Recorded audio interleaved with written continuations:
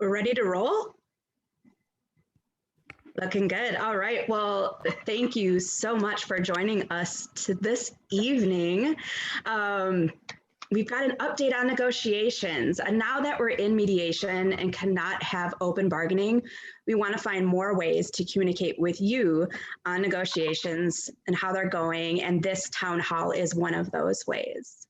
Before we go any further, I want to quickly share today's agenda with you. We've just completed another day of bargaining with Minnesota Management and Budget, better known as MMB, and we'll update you on the day's discussions, including the latest on some of the key issues that you've asked us to fight for.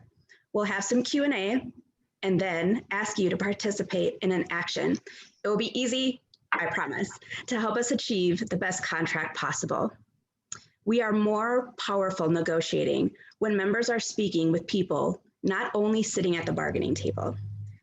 We need to amplify our message and make sure the governor, legislators, and the public know how this contract will help us better provide public services to our fellow Minnesotans. So stay tuned for what we need from you to help us. MAPE statewide president Megan Dayton is up next with an update on layoff notices we just received in upcoming special session. Megan. All right, thanks, Carolyn. There's there's more than 400 people on the call here. That's super awesome. Thanks for joining us. I am excited to get to an update on negotiations, but wanted to share some information on the special session, shutdown, the layoff notices before we get into that. So this weekend, like most of you, I received my layoff notice from MMB. We actually received 2 of them. My husband and I are both state employees, so we got 2 letters in the mail. So MMB is referring to these letters as a necessary formality, but I can tell you, and I'm sure you all agree with me, that it didn't feel like a necessary formality to open the envelope this weekend while we were spending time with family and celebrating those we've lost, or remembering those we've lost. We're hopeful that there won't be a shutdown, but even if that doesn't happen, even if the legislature reaches a deal that averts a government shutdown, the fact remains that the inability of the legislature to get their job done is putting our jobs in jeopardy. And it's maddening. It's really frustrating. So please know that we are working to make sure you all have the latest information on what to do in case of a government shutdown. We signed an MOU, a memorandum of understanding, for some provisions in case of a shutdown. And we're working at the Capitol to get the best deal possible for our members and for the state of Minnesota. The legislature is expected to begin a special session on June 14th, so just in a couple of days here. And hopefully they'll finalize a budget agreement then. At the end of all of this, as we look forward to the midterm elections, which will be the first elections after redistricting from the 2020 census, we'll want to make sure that those in power are held accountable for all of this, for everything that we have dealt with during this legislative session and the past election cycle. That last election cycle was really tough, and a divided government. Minnesota has the only divided state government in the country. And that divided government has shown that we won't truly get a budget that invests in our work until we have a labor-friendly majority in all bodies. So for now, we know that there's still time to get the job done before the June 30 deadline. And right up until then, we will continue pushing for our legislators to get their job done, to make sure that we have a fair budget that supports our work to deliver exemplary service to the 5.7 million people of Minnesota. So with that, I'm going to go over to, I think, Adam, one of our co-chairs, for an update. Yeah, thanks, Megan. So we just finished up a full day of negotiations with the management and budget team. Just a quick situational update, as noted, with the lack of a budget, our big push week, which was scheduled for the week of June 14th, has been pushed back to July 19th now, with a couple days meeting with MMB in between. Thus far, MMB has been a terrible negotiations partner. many of their proposals show a clear intention of union busting, sweeping attacks. Everything feels very anti-union. They claim they don't understand why trying to control MAPE stewards, imposing restrictions arbitrarily on our ability to communicate with our coworkers and to eliminate seniority, so long tenet of labor, by pitting employees against one another. They seem to be under the understanding that eliminating seniority will make for a more equitable workforce without addressing the fault that lies at their feet. We continue to bargain in good faith, offering hopeful solutions that will benefit our workforce and them as employers, and they've not really budged. Unfortunately, we continue to hear a lot of explanations on why they're saying no, under the guise of managerial rights and their desire to maintain that, and then just continual no's on every package we put across the table. We have another round of negotiations with CGIP, our healthcare provider or program, next week. Negotiations there are going largely the same as at the master table. It's been a hard slog there. And in regards to economic proposals, because there is not a budget to work under, MMB has not been willing to discuss economic proposals with us. So we have not had a lot of substantial discussion around those proposals. So all of our negotiations have been with the threat of a shutdown in the background. And as I mentioned earlier, that the lack of a budget and upcoming special session has again pushed our push week back to July 19th, where we hope to come to a full tentative agreement after that. Just to intro a couple issues and ideas with you all. Over the last year, members have told our team what they need to have in the contract that's going to enable them to help Minnesotans find relief and recovery from the COVID-19 pandemic and reimagine the state workforce as we go forward. At this point, we want to highlight 3 examples of issues that you've asked all of us to negotiate on your behalf. We're thankful for all the feedback we've got and that's been given to us. These are the issues that we've really moved forward and are working to gain some progress on. First, we'll hear from Nick Roth on the temporary unclassified issue. Next, Sean Swinson Stafford on our equity, diversity, and inclusion proposals. Finally, Kristen Kirchhoff Franklin on our telework proposals. So right now I'm going to turn it over to Nick Roth and introduce temporary unclassified. Right. Thanks, Adam. Yeah, so I'm Nick Roth. I'm a project analyst at the Department of Agriculture, and I'm here to talk about temporary unclassified. So it's been a big project, but basically, over the last 4 years, MAPE has been fighting to support temporary unclassified or TU members. Temporary unclassified positions have less rights, can be laid off at a moment's notice, and have no ability to grieve it. Though there are situations where a TU is proper, we know that time and again, this is a status that is overused and misused. We have provided dozens, if not hundreds, of examples of its misuse to MMB. More disturbingly, in the last year, by surveying our own members, we discovered that people in these positions are more likely to be BIPOC than MAPE membership as a whole. So in other words, the state has a higher number of BIPOC members in positions with less stability and rights than other positions. This is not right. Over the last 18 months, we've also had promises from the governor for solutions to end the abuse of TU status. We did secure an appeal process for TU status, but all of our initial submissions for appeals, every single one of them have been denied. This is unacceptable. It is not a practicable appeal process. The only solution for this situation is to improve the contract language for TU members. As some of you may know, I am also a TU member, and I think it's worth sharing how my story is ending. A year ago, everyone in my program, including myself, was told we would be converted from TU to classified positions. All of my coworkers have since been converted. And as recently as the end of December, my division director said I would be converted. But I was recently told that because of funding issues, I alone will not be converted, and my position with the state will end July 1st, with no layoff benefits possible.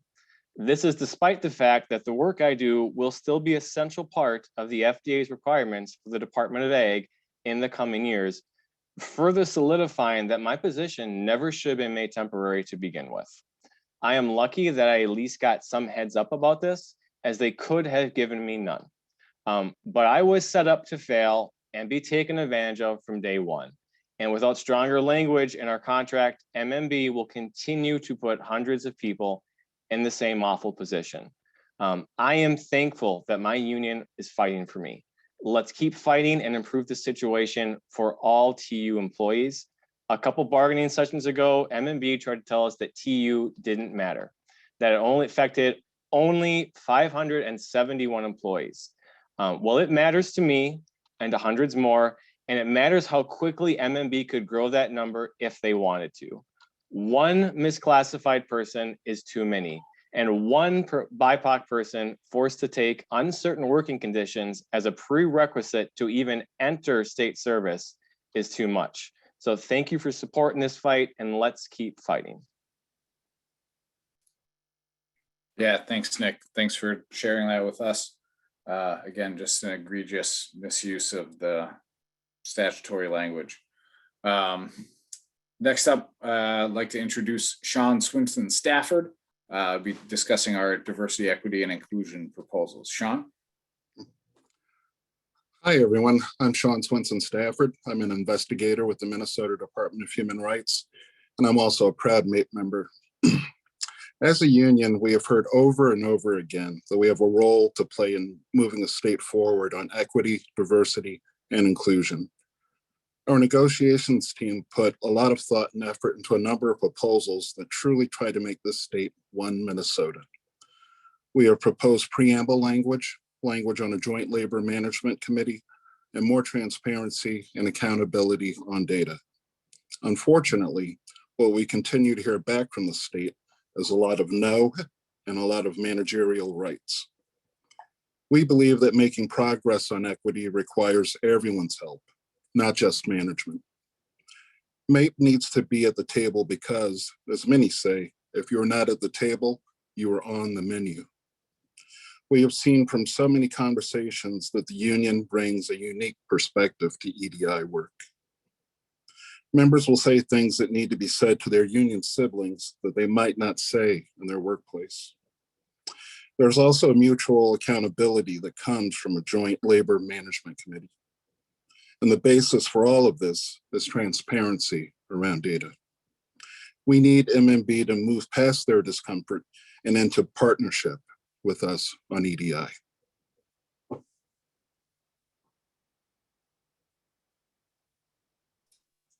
Yeah, thank you, Sean.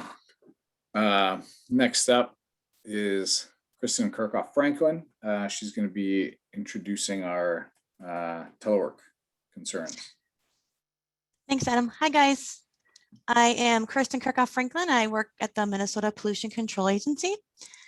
When it comes to telework, the change has been swift and clear and tremendously successful. And the message from our membership has also been clear. Telework is a priority and needs the protection of a contract. We cannot have telework live as a policy that management can change at a moment's notice. Though many of us had to quickly change to a work from home situation 15 months ago, we can do better moving forward. Today, we passed the employer a package around telework. Their response was no. And they offered a counter proposal that is not any different than what we have now. They continued to disregard the last 15 months. MMB's own policy tells us how important telework is to our future. Provide flexible work environment arrangements consistent with business needs as part of agency strategies to attract and retain a highly qualified and skilled workforce. Telework provides business-related benefits to agencies, including attracting and retaining skilled workers from throughout the state and the region, allowing employees flexibility to perform work from an approved alternative work site while delivering quality services to Minnesotans, supporting continuity of operations, including during health and safety situations, impacting agencies' workforces, reducing the need for office space and parking. And what I'm passionate about, minimizing impacts to the environment. But so far, they refuse to discuss putting it in our contract. We wouldn't let MMB change our rate of pay, our vacation, our sick leave without any negotiations. The same must be true now for telework. We will continue to push for telework in the contract. Thank you. Yeah, thanks, Kristen. Hard to believe somebody who works for the Pollution Control Agency is passionate about environmental impacts. Next up, I'll be handing it over to Claudia. She's going to be introducing how you can join up and help us with our push for a better contract. Claudia? Hi, everyone. I'm Claudia Hochstein. I also work at the Pollution Control Agency. And as we discussed at the beginning of this town hall, we build power at the bargaining table together. If you're all helping us communicate messages beyond just the 40-something people who are in the room, our voice is stronger and louder. So today, we're asking and we need your help in making a series of videos that will tell a story about what we're fighting for and why it's important to have the support of the broader membership, legislators, the governor, and the public. Shortly, we'll open up breakout rooms. We ask that you make a stop by a breakout room shortly before you sign off for the evening. In the breakout room, we'll record you reading a sentence about the contract, about negotiations, or about what you do for the state. And don't worry, we have the script prepared for you, and it'll be really easy and super impactful. The breakout rooms will be divided up by subject. You can be part of a video on equity, diversity, and inclusion, the temporary unclassified issue, telework, helping the state, how MAPE members contribute to Minnesotans and Minnesota's quality of life, and finally, healthcare and cost of living adjustments. And I will pass it back to Adam. And I just really hope that all of you take a second to record a video with us.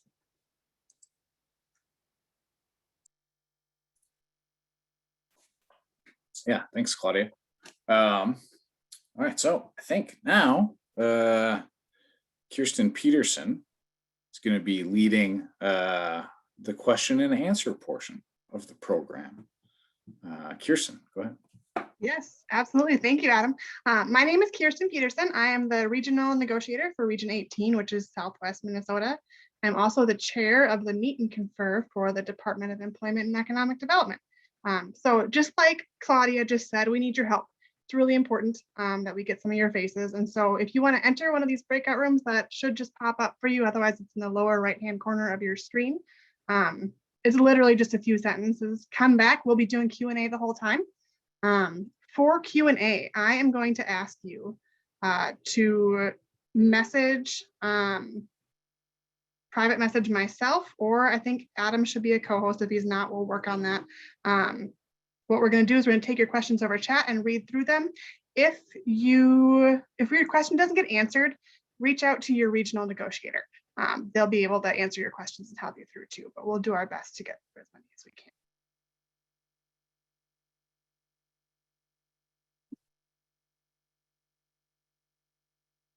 I'm just going to give it a few minutes for questions to roll in, maybe not a few minutes.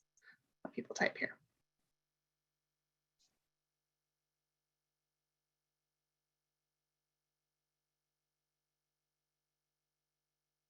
I am getting a ton of questions about layoffs, asking for a little bit more information. So Megan, I wonder if you can take a second to just speak to that a little bit more. People are asking if they haven't received a layoff notice, is that a good sign?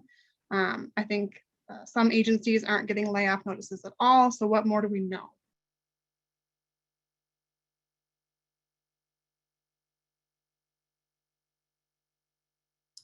I can't unmute. Oh, there we go. I'm unmuted now.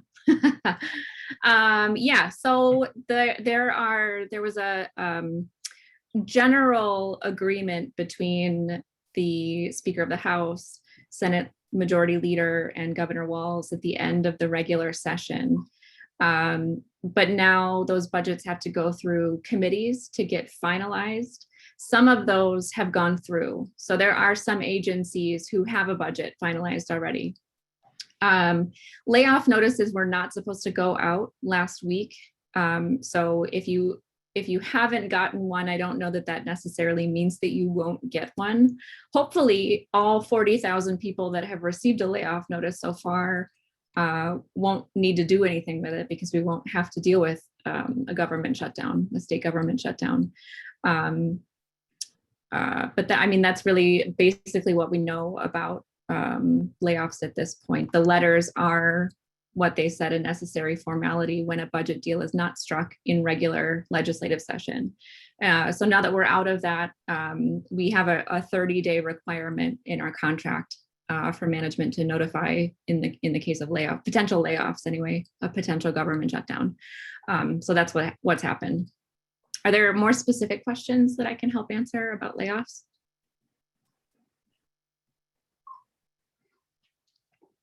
I'm going to wait for them to roll in the chat if they're any more specific, but not right now. No. Okay. If there are more, I'm happy to answer them, but I just want to make a pitch for the breakout rooms. There's 400 of us. It'd be really cool if we had 400 people make brief videos. So anyway, I'll be quiet.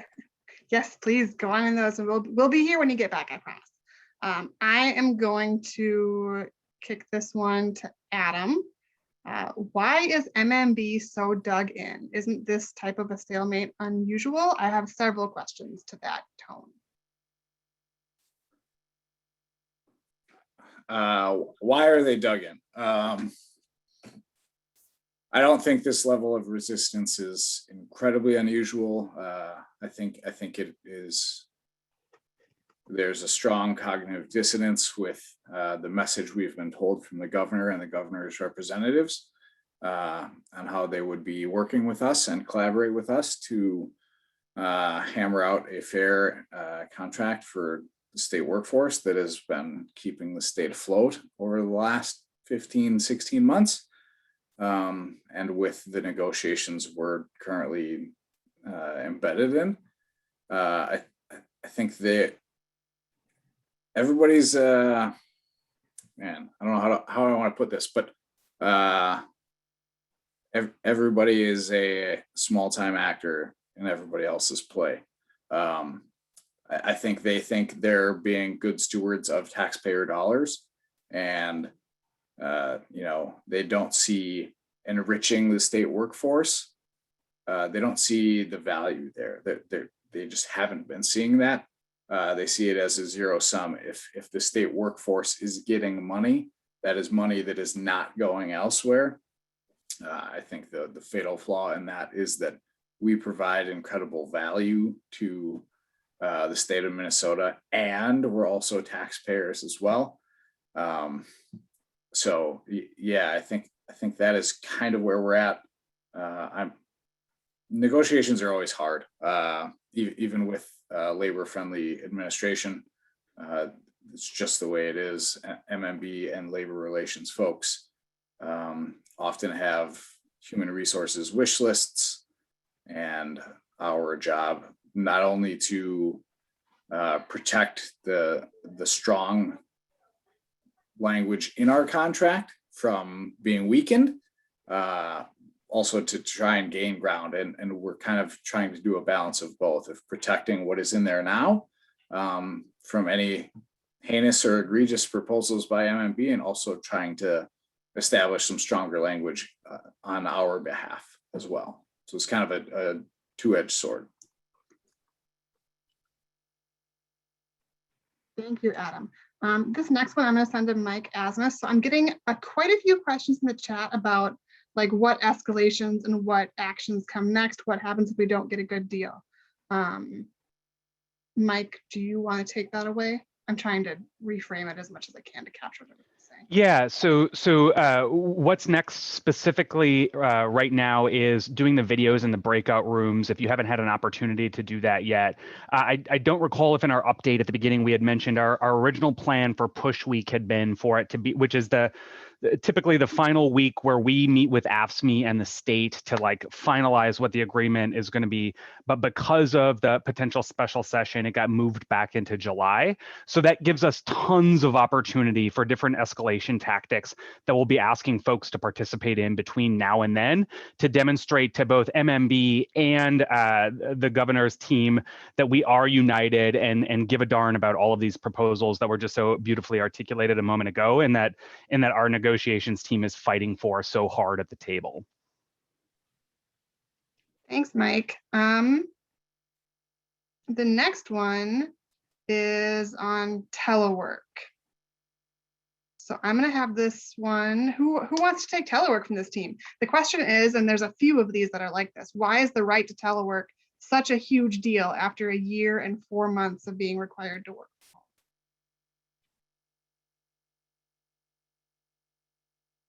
I need to change myself.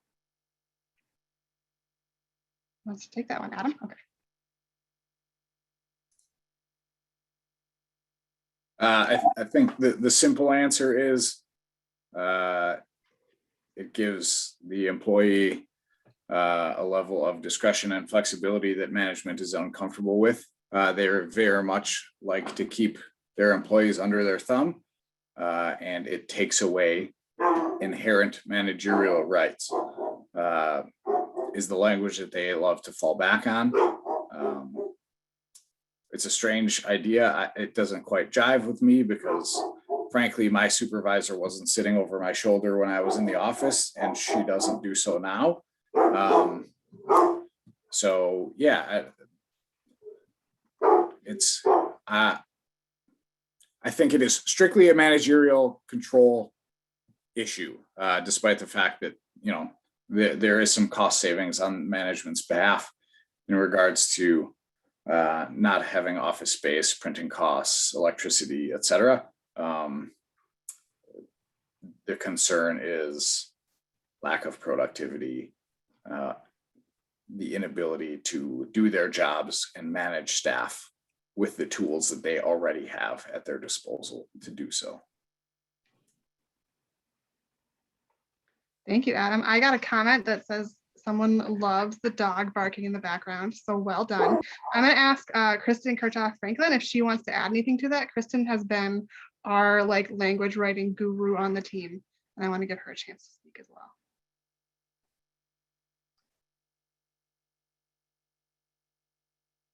Oh, maybe.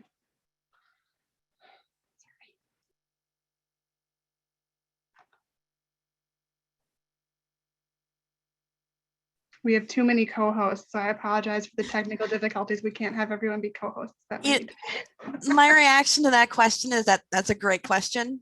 And that's a question that we need to continue to ask MMB as to why, after this long, that the right to telework continues to be an issue that we're bargaining over. So yes, that's my reaction to that. Thank you. Thank you. I have a question here that I lost it, but I don't want to entirely lose it. Then I'm going to have Sean Swinson Stafford, if I can find him, or somebody can unmute him for me, who wants more detail about what we're proposing for our diversity, equity, and inclusion proposals. Carolyn, if you can unmute yourself too, I'm going to make it an option for both of you.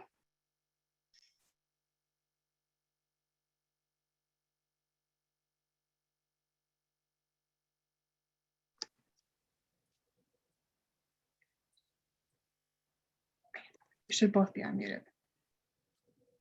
Okay. Go ahead, Sean. Okay. Yeah, we want substantive things like a joint labor management committee where we can actually talk and figure out approaches to increase equity and diversity and inclusion in the workforce, and increase retention as well. We've seen some very anemic proposals from MMB, unfortunately. Some of you might be familiar. For example, one of them, in the supposed name of equity and diversity and inclusion, is just to rename holidays. One example would be to, instead of saying Christmas, to say December 25th. And some of them are actually kind of insulting to us, like to, you know, we're a union, and to call Labor Day the first Monday in September. And struck some of us, or I think all of us, is actually unpatriotic, like calling Memorial Day the last Monday in May instead of Memorial Day.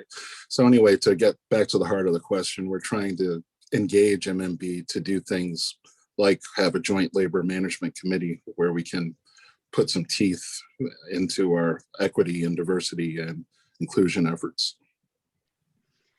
Yeah, certainly. I mean, for the employer not to take it seriously that like we're coming to the table, we want to do a joint labor management committee specifically on this issue. You know, they've brought this forward now for about 4 years that they keep harping on and telling us that equity, diversity, inclusion, accessibility, it's all super important. And so we really want to have these conversations. We want it in black and white that they will concretely have these conversations with us. You know, I want to just say to the team, I'm so proud of us, the work that we have done. The preamble language, this would be identified as union proposal number 1. It's up on mape.org if you want to go take a peek at it. But we've entered in 2 sentences that really changes and encapsulates this time and place in history, that we identify what it is, the issue that is at hand for the state as an employer. And I just want to say, I think we've done a really good job at taking that to heart. We've worked tirelessly for hours on end, the writing staff, to create this language and this proposal with all of our members in mind that came to us and said, hey, this is super important. We've had people on diversity and inclusion advisory teams throughout all agencies come to us and tell us how important this work was that we went forward with. So thank you so much for your support in that effort, guys. Thanks, Carolyn and Sean. They have both, I mean, along with our whole team, but they especially have both put in a lot of work to get this language put together. And we should all give them a big, I'm getting lots of thank yous in the chat too. I had 2 things I want to just offer really quick. The first is that somebody just pinged me and said that they went and did the video proposals in the breakout rooms and that it was super slick and they're already back. So I'm trusting that that's true. And then I had somebody ask what the breakout rooms are for, and that's what the breakout rooms are for. So if you want to go ahead and go in the breakout room and record a quick 1-sentence video, it's already pre-scripted and ready to go for you, but this is something that we're going to share to show that it's not just 25 of us shouting into the wind. So I'm getting a lot of questions about strikes. So I'm going to ask Mike to tackle that one. So strike is definitely an escalation. Am I okay? I'm unmuted. Strike is definitely our strongest weapon that we have in our arsenal. The first thing to know is it's not something that can happen without the authorization of the membership. So I'll just put that there. I think the most important thing to keep in mind right now is to talk to your colleagues about how negotiations are going and the different escalation tactics we have leading up to all of that. And that we have a lot of options before fully exploring that option that we're able to do in terms of escalation. But the key being, it is something that members ultimately decide on. You decide on it by rejecting the contract or voting proactively to authorize a strike. And it's a decision that everybody gets an opportunity to weigh in on. Thank you. I'm getting more and more questions about layoff notices. So I think my sense is that maybe we need to put out a communication that's a little bit more robust for folks. Megan, if you want to add anything else, but I've got a lot here. What I'm going to do is I'll save the chat and the questions that are coming through so we can make sure that those get addressed in other ways. Is that okay for me to call that audible head table? Thanks. Lots of telework questions. Give me 1 second here. I'm just scrolling through. You all have just really amazing questions, and I'm having a hard time choosing, I'm going to be honest. I'm seeing that there's been a lot of inconsistencies with how it's been implemented, but also that there are managers who are doing a really good job advocating for those teams. And so I think it's probably important to highlight both of those things, that things are inconsistent, but that there are managers who are doing a really good job. Well, here's a little bit maybe calmer one. Oh, not calmer, but important still. How big of a concern is the cost of mileage reimbursement? Who wants to talk about mileage reimbursement? I'm not quite sure who to kick it to, but I think please clarify for me in the chat if you're wrong. I'm interpreting that as the distinction on how many miles we go.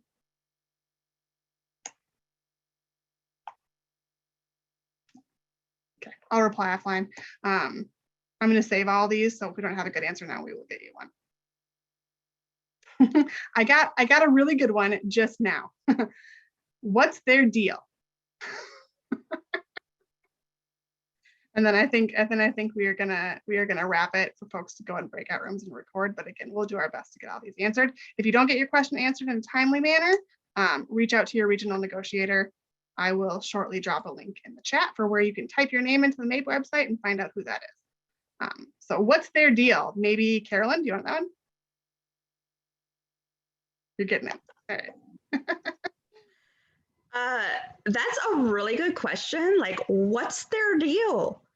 Again, I'm just going to refer back to the writing team. I think we really put some great efforts out there. Some of them are even softballs. So guys, pick up the ball and run. I think we made a little bit of a stride today during our meeting, and I'm hopeful that the employer will continue to work with us and have more fruitful and meaning discussions that we've been meaning to have. So really excited for that. But yeah, that is a good question, and we will keep you guys informed as much as we can with the communications outbound.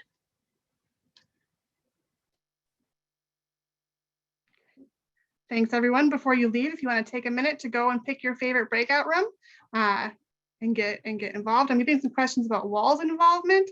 At this point, he has told us that he respects the sanctity of the bargaining table. But I think, as all things with negotiations, things change as time go on. So we shall see.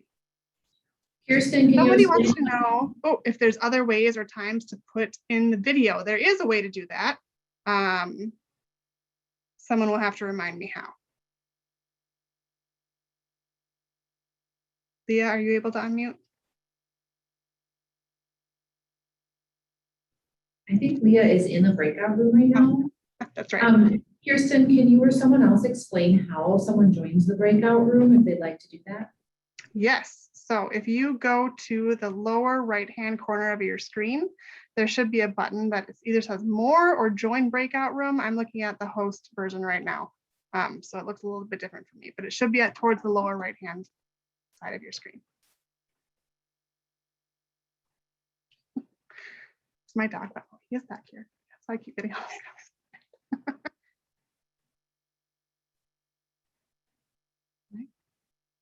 Thanks, everyone. I am going to give the co-hosts and our president the option to unmute themselves with any final thoughts. I'll take this.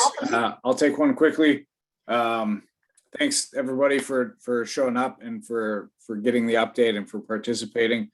Please do go to the breakout room, shoot a video quick. The one other request I have is that the next time you physically see your regional negotiator, please give them a hearty thank you. The work that this team has done on your behalf has been incredible. Having all virtual meetings, having some staff team turnover, negotiating with an adversarial partner,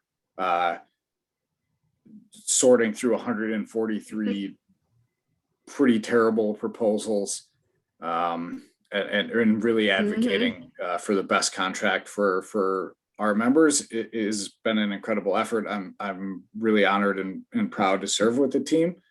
So please send a thank you their way. They truly are doing a ton of work off hours to fight for a better workforce for you and for Minnesota. So yeah, thanks, everybody. Second that. I will totally second that. Negotiators have done an amazing job. Thank you so much for keeping Adam and I in line. Just a quick shout out to Local 401 Revenue. I see you in the house. All right, I'll turn over to Megan. There we go. I can't figure this out. I will just reiterate everything that's already been said, but really the strength of our union comes from the contract that we have, and that's the process that we're going through right now. It's not always pretty. It's tough to bargain a contract, like Adam just said. It's frustrating to see things that we really care about not make it into the contract. It's frustrating to see what management brings to the table, that they don't seem to value the hard work that our 15,000 members do. But at the end of the day, we are only as strong as our contract, and we're only as strong as the members who are willing to stand up for the contract. And that was in large part the 400 people who were here today. And I thought it was really awesome to see you all here, especially after a long day of bargaining with MMB.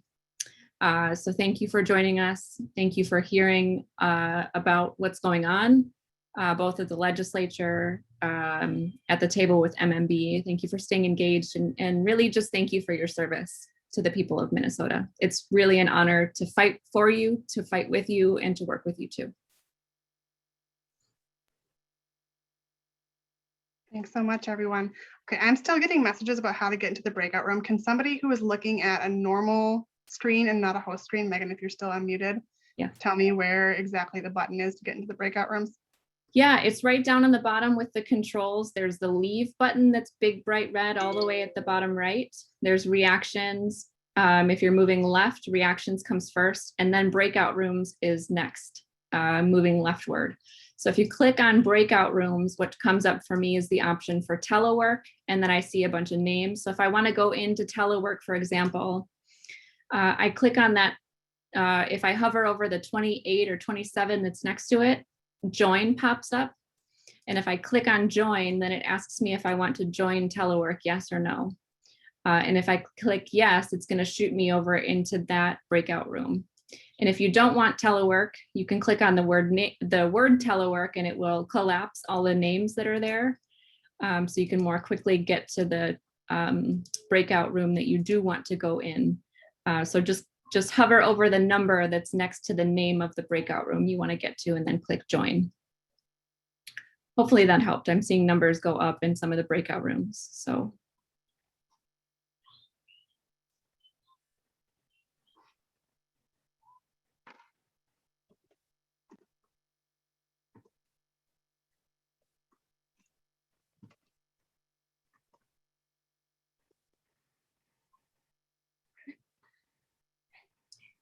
Thanks so much, everyone.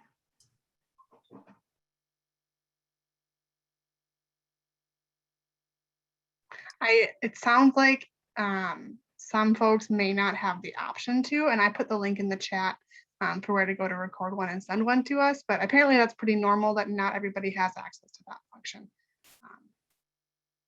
So if you can't get in there, I'm really sorry, that's okay.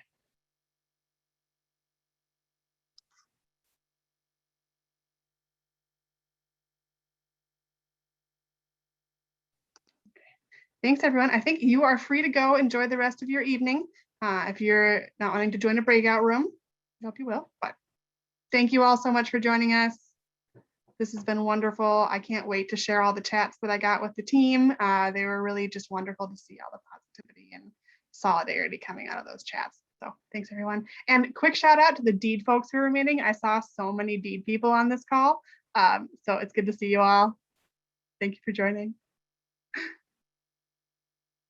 And Region 18, y'all turned out.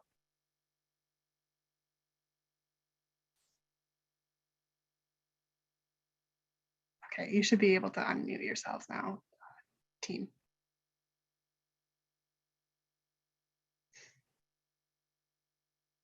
A lot of thank yous for the hard work. I'm passing it along. Keep it up.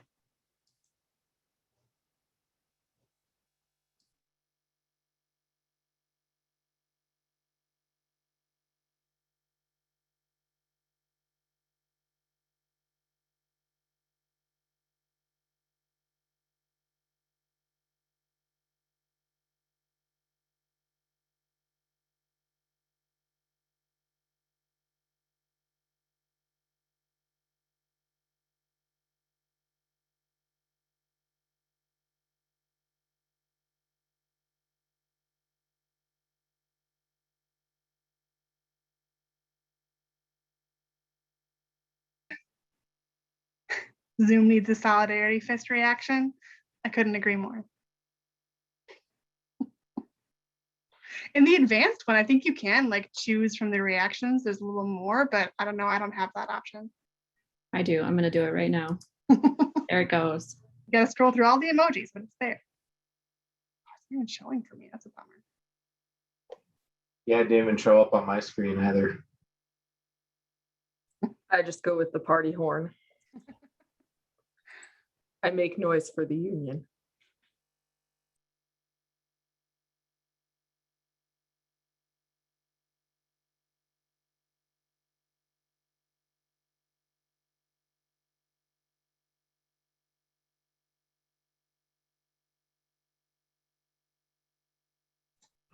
Well, I'm gonna head off and get some dinner. But have a good night, everybody. Thank you again. Bye, Michael. Thanks for being here. Me too. I'm gonna jet. Bye, Kathy. Bye, everybody.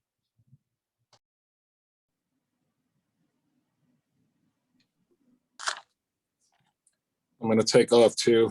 No. You have to stay here forever, Sean. I'll stay a couple more minutes since this is the last of it, at least for now. I didn't mean that. If you have to go, I suppose you can go, but I'm really, really, really, really going to miss you, Sean. I'm going to miss you all too. Well, I can hang out a couple of minutes. Sometimes the long Minnesota goodbye is a good thing. Yeah, sometimes it is. I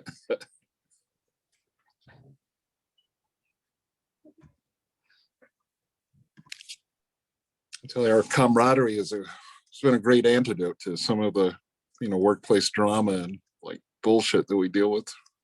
Mm-hmm.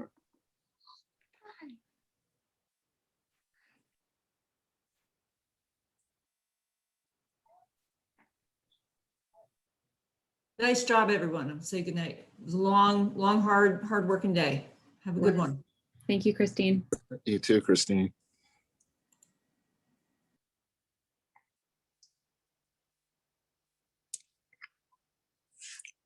Nick Snavely sent me a link for the associate membership thing.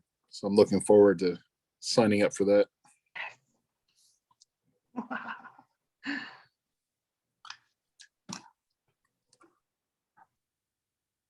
So folks are just hanging out in here. We're just waiting for people in the breakout rooms right now. They're still in there and filming. So you are free to go enjoy the rest of your evening if you like. Otherwise, you can sit and listen to us talk to ourselves too. I'm just kind of curious, Sean, if you could go into a little bit more detail why MMB is so standoffish with diversity, equity, and inclusion.